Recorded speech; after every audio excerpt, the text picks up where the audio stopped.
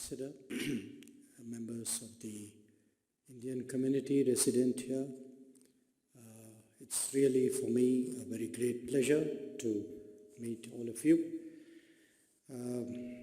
Typically, I tend to meet the community at the end of my stay, but I know that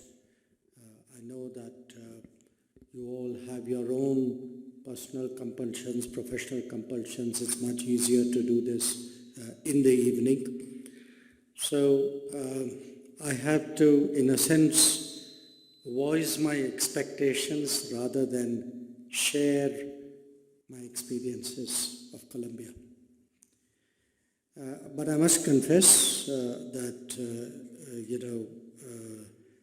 I'm on a third leg of a 4-country tour, and I'm yet again a bit taken aback to find that I'm the first foreign minister to come to Colombia, and I will certainly try to make up for the time that has passed. I think, if you look in terms of what a foreign minister does when they come on a visit, obviously there is the larger objective of promoting good relations. But good relations has different facets. I think most of you would agree that today's India will certainly expect that a big chunk of that is really promoting business, promoting economic cooperation, and really establishing the basis for interactions which would be profitable to both countries.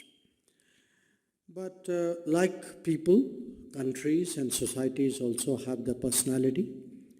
We have our culture, our heritage, our tradition. I just saw an excellent exposition of that. So promoting culture and in a sense what we call generally people-to-people relations is also part of what foreign ministers generally do, what diplomats do when they go out. And there's also the fact that this is a very competitive world, in an international order of almost 200 countries, who gets along with whom, to what degree, and how you come together on important issues or not. I think that is also something which is very important. So to I would say, economic cooperation, to promoting culture and people-to-people relations, I would also add the importance of political understanding. So those are really, in a sense, generic objectives which you do wherever you go out, and certainly that's what I will be doing tomorrow and day after out here in my various meetings. So let me start really by sharing with you what is it, what goes through our mind, certainly my mind, when I think about this region. As someone who started off more than 4 decades ago in diplomacy, I think that era when you thought of Latin America as far away is now definitely behind us. And the fact that so many of you are here sitting before me is proof that geography is not an obstacle.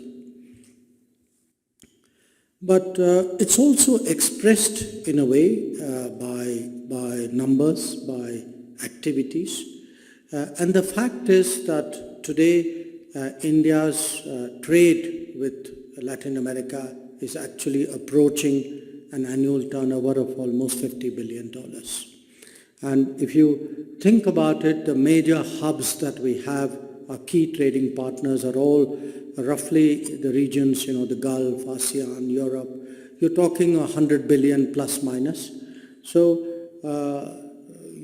it's not an insignificant development that today a region which is supposedly distant is actually already covered perhaps half the ground in that regard.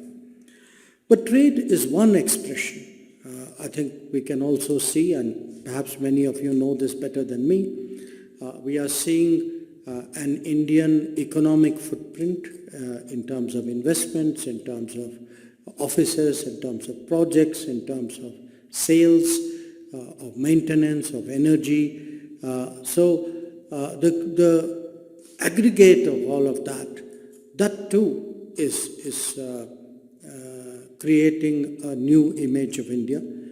And I can certainly say that on this trip, other than the fact that I am reinforced in my belief that this is not a faraway region, I'm also constantly experiencing from people in the countries I've been in the region that they actually think that India today has come much closer in their calculations.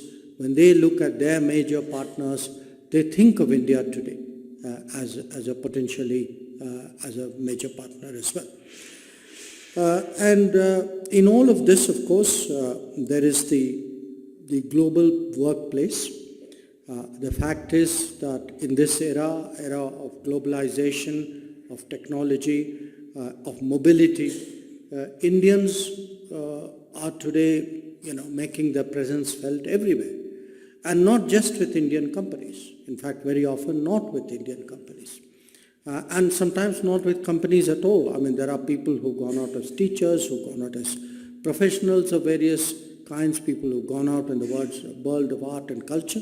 But definitely, of course, people who've gone out as, service providers, service performers, entrepreneurs. And this Indian global footprint is actually what is distinguishing us today. Because a large part of the world really sees in some form or the other the presence of India. They identify individuals, they identify organizations and corporates.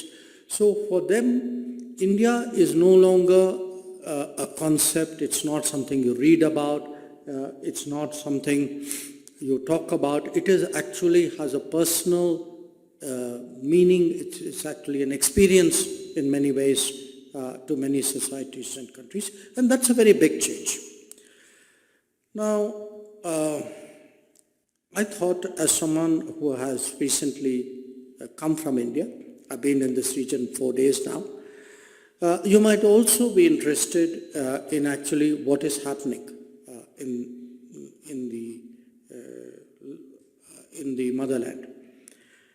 And it's very hard to sum up such an enormous change in the course of a speech, certainly in the course of a few minutes. But if I were to pick 5 or 6 really important points, and particularly I say this for the benefit of people who live some distance away, even though I know you're all very deeply connected to India. One is a sense today that there is a strong economic recovery, that like every other society, we also went through our trials and tribulations during the COVID period, but that we have come out of it strong, that we have found our own solutions, that today the decisions we took in the last 3 years are actually helping the country on the path to a very robust recovery. And I begin here because when I travel around the rest of the world, and perhaps I travel more than most people, that kind of recovery, that kind of sentiment is not something I see very often. So if I were to really compare the feeling in India about where we are, where we're going, what our prospects are, that there is a much greater degree of optimism, especially economic optimism in India. The second change is actually in regard to digital. The last 3 years, you have no idea how amazingly digital India has got. Digital, it's not in a tech sense, it's not even in a business sense. It is actually from the point of view of the ordinary citizen. The number of people who find all answers to life in what they are holding in their hand, that has suddenly exploded. That people, because during this COVID period, a lot of people were, looking through the digital medium to conduct their lives in some form. They were looking for education, they were looking at health, they were looking at government information, they were looking at vaccination notices, when will my place in the queue come. But it has also, transposed to something much bigger, because it has become actually today a medium of public delivery. That if you go to villages of India, and I do a fair amount of internal travel other than global travel. If you go to villages of India today, actually villagers know what are their rights and entitlements, because that is digitally communicated to them. They know today it is their day for the Asha worker to come. They know today that it is their right, that their turn for a gas cylinder, or that they are supposed to go and they have become a beneficiary of a housing program, or they are entitled really to government support for fertilizers or seeds. So the sense, which perhaps there was maybe a decade ago, maybe even 5 years ago, that digital was primarily for, in a sense, urban middle class. I think we have actually managed to democratize and almost universalize technology. And that is really an amazing story. And I must tell you, when I go and talk to other governments, perhaps more than anything else, this is an aspect of India which people find very fascinating. I've come recently out of a tour of Africa, and before that I was in the Middle East. And there's a lot of interest, how are you doing it? What is the technology? Can we access it? Which are the companies? And this is done also from a governance point of view, that, that it is able to deliver to the intended beneficiary. And therefore, in that sense, the wastage, the corruption, that's come down very dramatically. The third aspect, the third big change which anybody would see in India, and this has always been the perennial complaint of non-resident Indians, this is the infrastructure. That there's been a long-standing feeling of people who come back from societies, from countries where they think that the roads work better, the airports work better, the metro is there. Today, when you come to India, you can actually see. I don't want to make comparisons on the flow of traffic, but certainly I will tell you that it's, even major cities in India, the amount of, road building, highway building, metro lines being constructed, airports, second, third, fourth level towns today have airports. And air services itself has become far more affordable. So there's a kind of a multiple level infrastructure build up, which interestingly, probably for the first time in our history, is actually integrated. That there is an initiative called Gati Shakti, so that, because very often, there's that very something which all of you would identify, which is somebody will build a road and the next guy will come and cut it to make the water pipe, and then you repair the road, and then the next person would come to put the optical fiber cable, and then the next person will come for the gas pipeline. Now today, a lot of this, because there is an integrated approach, and because it is very technology enabled. So actually the infrastructure building has got more efficient, it has got more collective in a way, and certainly for the citizen, I think it's been a very useful development. A fourth change which I would flag, and something I experienced personally, is actually in the field of skills, of innovation, of startups. I know some of you at least are from that field. And you can see this particularly in educational institutions. That I grant you, it is actually 50 years since I did my bachelor's degree. So I am not even pretending to be contemporary. But I think even a few years ago, the mindset of educational institutions were really very orthodox. It was, in a sense, about exams, it was about results, it was about a certain kind of a beaten track to what was considered good jobs. And today you can see a very different, feeling among the youth, much more willing to innovate, people who actually proudly show you, even when they are in university, that they have done inventions. Any institution you go to today will insist that, no, please come, there are some startups our students have done, there's some patents they have earned. So this is something again which is noteworthy. And finally, there is actually something going on this year, which all of you would have read about, but I can tell you it has certainly created a buzz in the country, and that is our G20 presidency. Others have held the presidency before us, obviously, but nobody has done it the way we have done. And nobody has done it the way we have done because the G20 involves about 200 meetings, but we are not doing it just in the big cities, not in the capital and the metropolis. We have taken the G20 to 60 cities and towns of India, to every state and union territory. So there's actually a kind of a national collective effort today to showcase India, that, from roads to railway stations, there are people autonomously on their own doing G20 events, feeding into what government is doing, because they want to show that they too are part of it.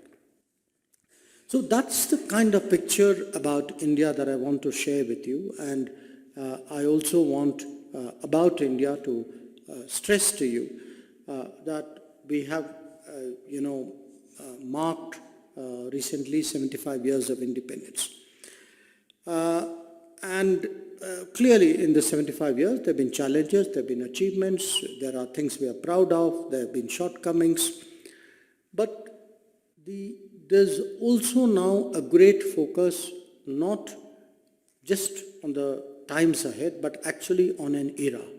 That the thinking today, starting from the Prime Minister's own vision, which he has put forward to the nation, is really how do we think 25 years ahead? That it's a generation, it's an era, that whatever we do, we must have that period of 25 years ahead of us, and therefore we must think big, we must plan big, we must synchronize it in a way in which we get the best results of 25 years.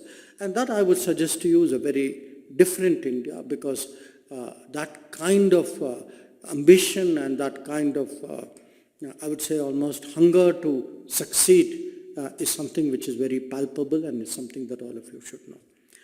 So let me say a few words about how the world sees it, because yes, you all live abroad. I know you must be talking about India in your workplace to your friends out here.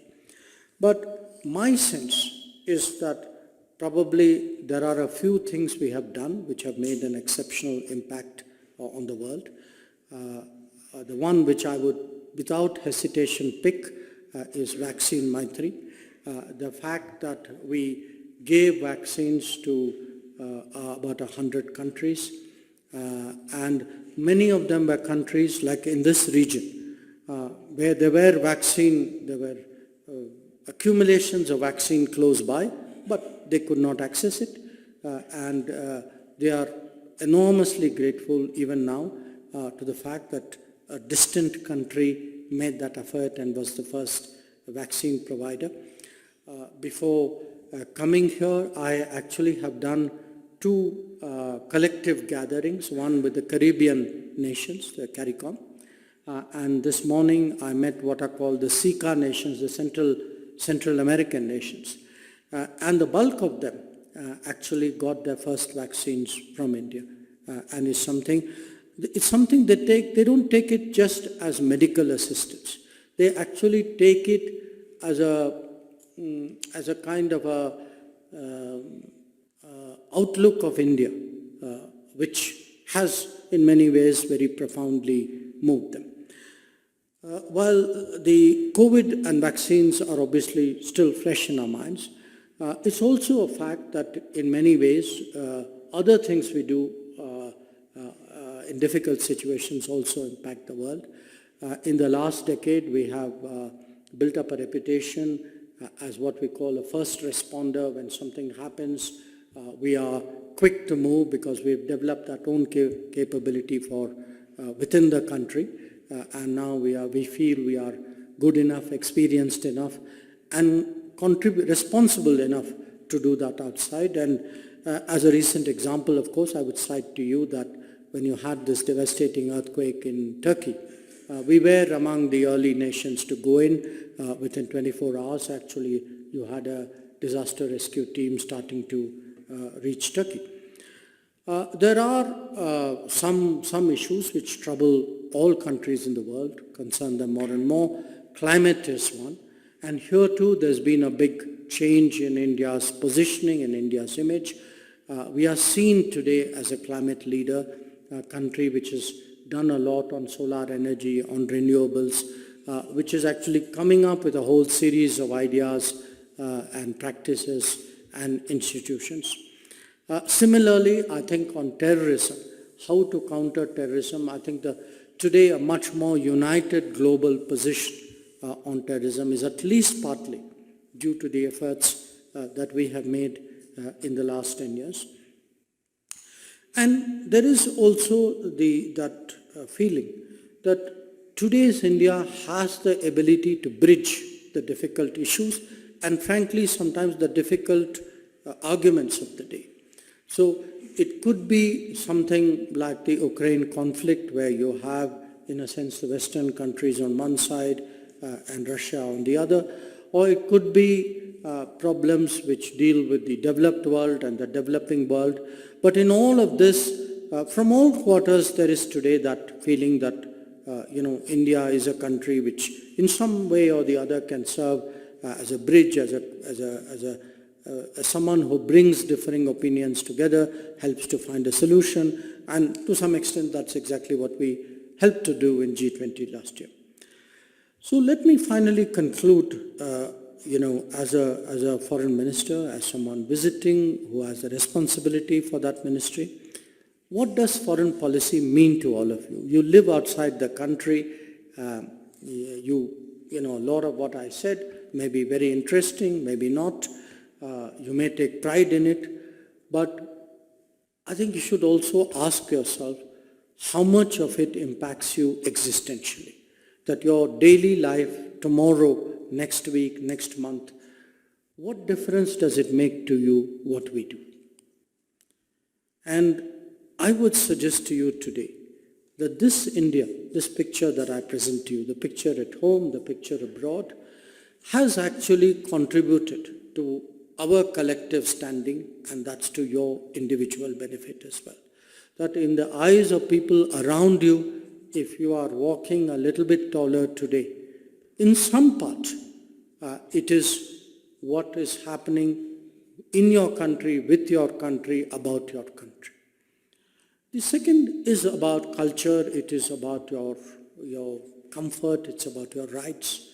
There is today a much greater inclination on the part of the world to make that effort to understand India. That an India which is stronger, more powerful, more impactful, the rest of the world also takes interest and says, okay, I'm giving you a very, very obvious example. Let us say yoga. So, but it's all, it's about food, it's about dress, it's about our practices, sometimes even issues of faith. There is a much greater willingness on the part of the world to make an effort to understand us and what we are about. But there is also the question of your well-being, because at the end of the day, you are out in the world. And our effort as a government, as a country, is to see that to the best of our ability, we have your back, that wherever you are, in whatever way we can be of support to you, we try to be. And the fact that if you lose your passport, the replacement is easier. Or frankly, even to get your passport in India today is very much easier. But it can be sometimes the big things. I mean, we are right now in the middle of an operation in Sudan, where, because, when I speak about a global workplace, there is really no country in the world where there are no Indians working. And when this problem started in Sudan on the 14th of this month, my first thought was, okay, how many people are there? Can we quickly get an estimate? Can we get people connected up? And the fact is, when things are good, not everybody makes an effort to register. Not everybody feels the embassy needs to know that you are there. So I would encourage you, please, to do it. These are nice days, and I hope they remain nice days. What happens is when trouble comes, then we have to scramble really to assess, what is our community, and our community sometimes can be a very expansive definition of that term. And then you discover that, in a particular place there were more people than you thought there were. And the operation which we are doing now, Operation Kaveri, in fact today we had the first ship bring back people and 2 of our aircraft take out people. So about 500 people actually managed to leave Sudan and get to the safety of Saudi Arabia, from where we'll bring them back home. But I cite that to you because increasingly, these are problems that will happen. Last year they happened in Ukraine. The year before they happened with the COVID. The year before maybe they happened in a place like Mozambique, or, a few years ago in an earthquake in Nepal, or a civil war in Yemen. So the fact is, for people setting out in the world, whether they may be going there for livelihood, to set up a business, or even if you go out as a tourist, I think it's important today that you are assured that you have a government which sees your welfare, your protection as a imperative, and just doesn't see it. It puts systems in place. So if you look at the kind of changes which I'm talking about, the fact that we can replace your passport so quickly today. I mean, there were days not so long ago when you'd go to an embassy and they'd say, yes, we'll send a message to the RPO who issued your passport, and we'll check you are really you before we do anything about it. Now, if you're a stranded tourist or someone who needs a replacement passport, it would take days, sometimes weeks.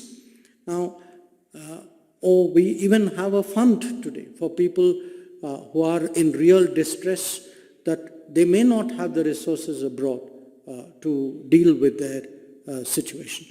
So these are really some thoughts which I felt I should share with you.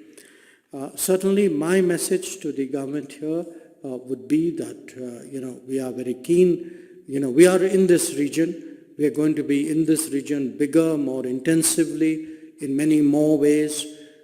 So we certainly see Colombia as one of the key countries of this region. We would like to grow our business. We would like to expand our cooperation. I would like to see more exchanges. I would definitely be interested in more political understanding, stronger political understanding. But when I overall present India to you, the state of India to you, I leave you with the thought that today you have an India which is in a way getting more ready for the world, and you have a world today which is acknowledging the changes in India and getting more ready for India. So overall, I would say, I like to communicate to you a good feeling about what is happening in your motherland, but I would like to conclude my remarks once again by expressing my appreciation because, we are very frank about it, that the image of India in the ultimate analysis is made by the Indian community. That any government, any people, any society, finally their daily rub is not with me, it's with you. So their sense of what is, their sense of the progress of India, the capabilities of India, the personality, the traditions of India are actually your work, your life, your activities. So I'm really grateful to you because in a way you do part of my job. I come here to take credit for a lot of what you people do. So very big thank you. And I want to say once again, it's a great pleasure to be here. Thank you. I'll stand here.